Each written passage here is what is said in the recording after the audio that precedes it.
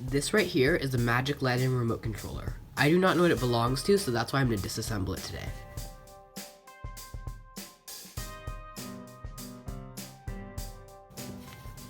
To start, I'm going to peel off the front, which is like a sticker.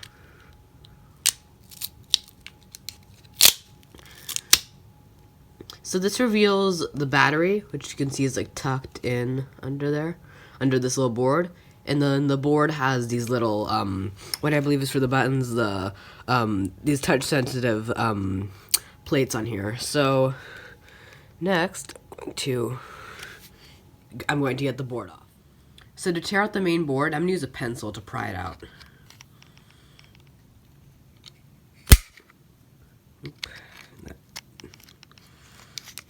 Almost there.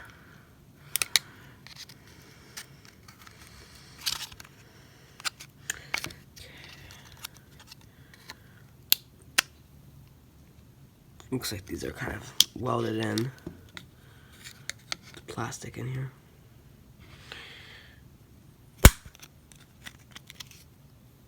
Obviously, don't want you to reach the board itself.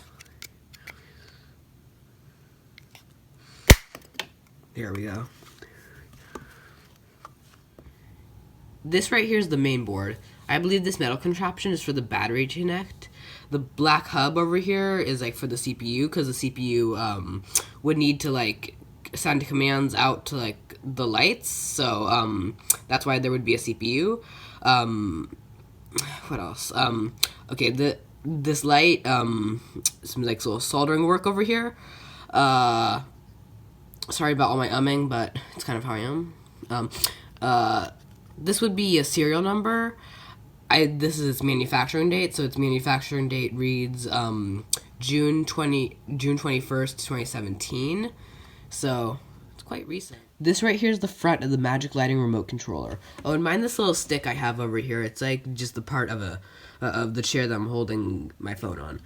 So we have the buttons that the user would interact with and press to control the lights. Then we have this little case.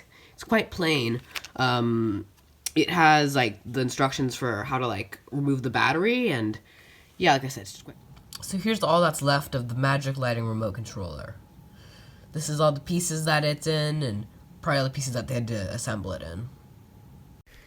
Thank you for watching, and please subscribe.